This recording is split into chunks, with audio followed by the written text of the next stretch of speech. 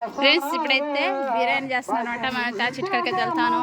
ఇప్పుడు బిర్యానీ ఎలా చేస్తారో మొదటిసారి మన వీడియోలో చూద్దాం అనమాట. పెద్దది ఇది మా కుటుంబం విషయం కాబట్టి మేమైతే చేసుకుంటాం అనమాట. కాబట్టి ఇప్పుడు బిర్యానీ చేస్తాం కాబట్టి ఇప్పుడు చూద్దాం మనం కూడా.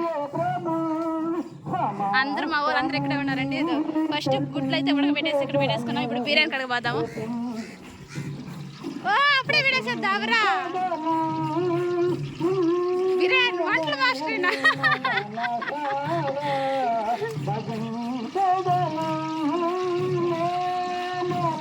వాళ్ళకి పెట్టి మొదటిసారి పెద్ద వంట మన ఛానల్లో రావాలి.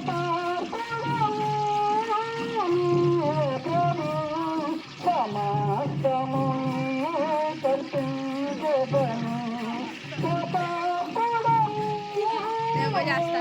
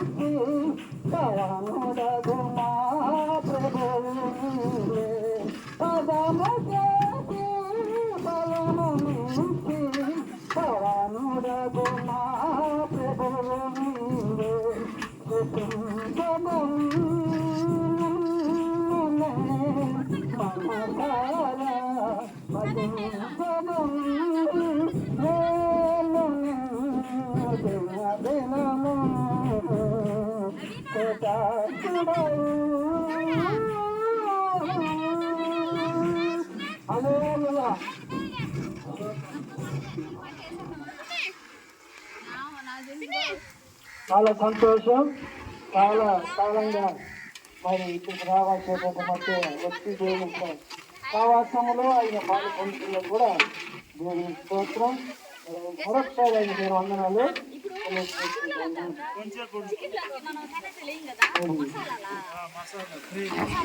ఇప్పుడు ఒక రెండవ సబ్జెక్ట్ మనం వెళ్ళిపోతున్నాం. అందరూ దయచేసి కాస్త ఓపికగా ఉండాలి. ఏదైనా కానీ మనిషిలో కొంచెం ఉత్సాహంగా ఉంటుంది, సంతోషం ఉంటుంది. ప్రార్థన వాక్యము ఈరోజు ఆరాధన ఉన్నది, ప్రార్థన ఉన్నది అని అంటే మనసులో ఉంటుంది కష్టకరంగా. అదే ఇంకేదన్నా ఒక కార్యక్రమం ఏదన్నా ఇది కాకుండా ఇంకేదన్నా అయితే గంటల ప్రకారమైన కూర్చొని చూస్తానే కానీ మరి దీంట్లో నిలవడానికి కొంచెం కాస్త ఓపిక ఉండదు. 9 గంటల వరకు మనం మందిరంలో నుంచి బయటకు వెళ్ళాల్సిన అవసరం లేదు. మీకు ఏదైనా అవసరం ఉంటే మరి పోయి కూడా పాట పాడేటప్పుడు మీరు పోయి మీ అవసరాలు తీసుకొని రావాలి.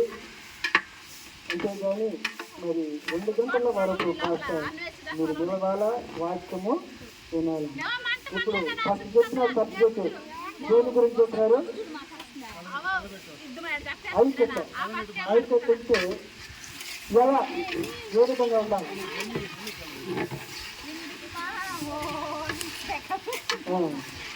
కాబట్టి ఐక్యత అనేది మనకు ప్రత్యేక వాక్యంలో ఉన్నాం. ఆయన చిత్తము ప్రకారంగా నెరవేర్చినవాడు, తండ్రి చిత్తాన్ని నెరవేర్చినవాడు, వాక్య ప్రకారంగా నడిచినటువంటి వారు సహోదరు. అక్కడ ఒక మనోహారం కనపడుతుంది. అక్కడ ఏం కనపడుతుంది? ఒక మనోహారం కనిపిస్తుంది. ఎప్పుడు ఐక్యతము కలిసి ఉన్నప్పుడు ఒక మనోహారం అనేది కనిపిస్తుంది. దేవుని యొక్క మహిమ కూడా అక్కడ ఉంటుంది. మన చక్కటి సబ్జెక్టు మరి బెంజమిన్ గారు మనకు అందిస్తారు. రెండవ సబ్జెక్ట్ మనం వెళ్తున్నాం.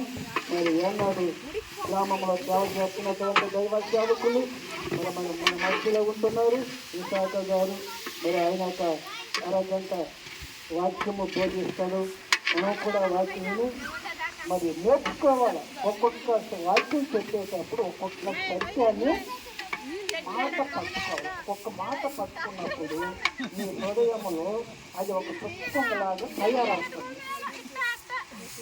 నీకున్న జబ్బు ఎప్పుడు నాకు ఈ జబ్బు ఉంది, నాకు ఈ కడుపు నొప్పి ఉంది, ఈ తలనొప్పి ఉండాలి, ఆ బాధ ఉంది, ఈ బాధ ఉందని అని చెప్పుకుంటారు కదా. ఆ చెప్పుకునే దానికంటే వాక్యమును విని ఒక్కొక్క వచ్చిన మీరు దాని మనసులో పట్టుకుంటున్నప్పుడు ఆ జబ్బు ఎంతనే ఉంటుంది. అది దాని సోటు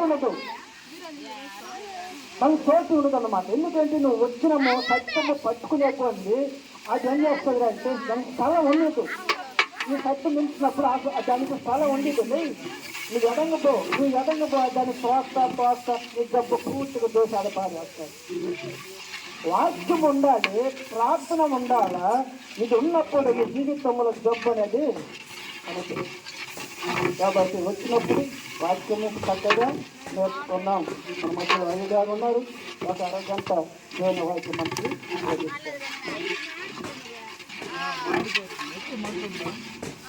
హల్లెలూయా హల్లెలూయా.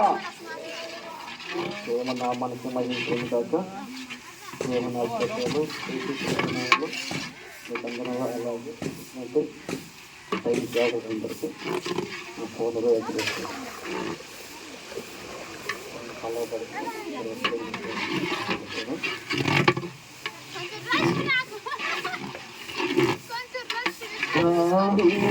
గానాలు స్తోత్రార్జుడా కోరాసు కుమారుల స్తుతి పాత్రుడా. గానాలు వందనాలు స్తోత్రాసుడా కోరాసు కుమారుల స్తుతి పాత్రుడా నా స్తుతులన్నిటిపై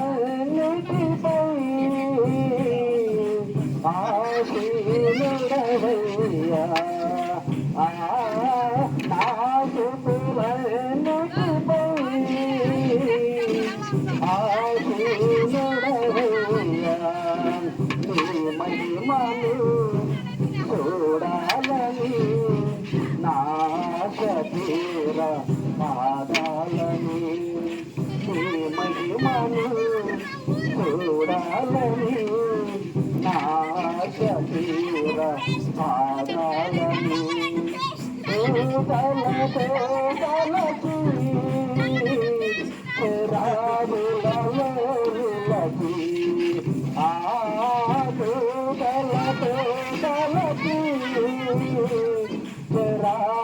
రాములకి నీ మహిమను చూడాలని నా శరీర పాడాలని నీ మహిమను చూడాలని నా శరీర పాడాలని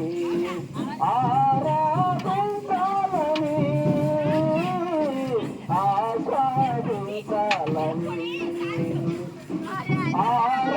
ఆరాధించాలని ఆస్వాదించాలని అరే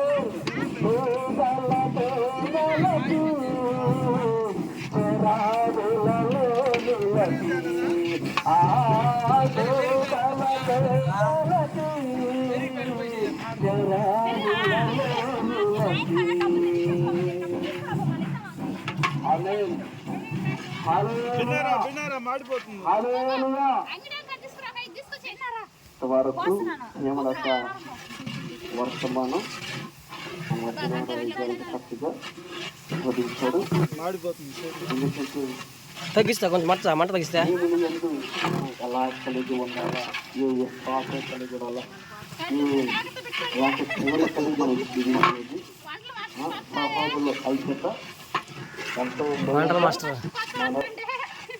అందరూ కలిగి జీవించే అందరూ కలిగి ఏమనిపిస్తుంది గాయత్రి ఏమనిపిస్తుందా సంతోషము ఎలా ఉంటుందంటే అంత ఇదిగా మాడిపోద్దేమో తీసేస్తా ఒకరి పట్ల ఒకరు ఐక్యత కలిగి జీవించే ఆ అనుభవం పోయాలా ఒకరికి ఒకరు వేరుగా ఉండి ఇప్పుడు దీంట్లో బిర్యానీ ఉండి తని కదా ఉంటే అది బాగుంటుందా ఆవులు అందరూ ప్రేమనాలు సంతోషంగా కనపరచాల. ఎందుకంటే ఏ స్థితుల నుంచి ఏ బాధల నుంచి పండుగ నుంచి కాపలిని దేవుడు కనుక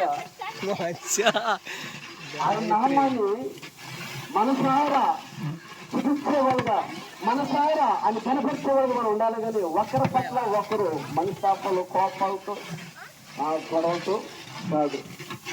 ఎందుకంటే సహోదరులు ఐక్యత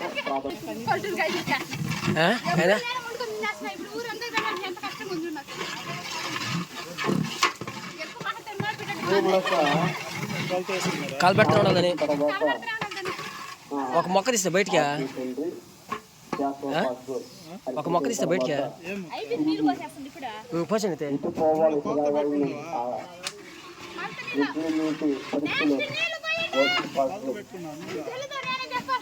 తోడుగా నీడగా ఉండి దేవుడక మార్గంలో ఎలా నడిచిపోవాలా ఎలా కలిగి ఉండాలా మన బాధతో కలిగి ఉన్నప్పుడు మోసుగా తెచ్చి బాధపడవలసి వస్తుంది.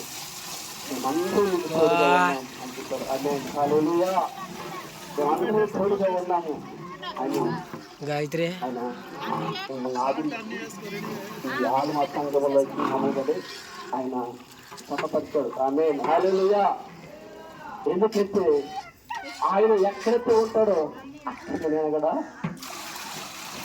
ఉంటా.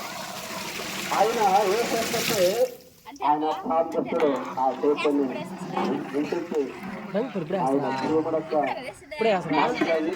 సరే దేవుడు ఉండాలా దేవుడు ఉండాలా మా అక్క బాస్ ఇప్పుడు రంగపడి మార్గం చూపించే వాళ్ళకి మనకు ఎంతో అవసరం.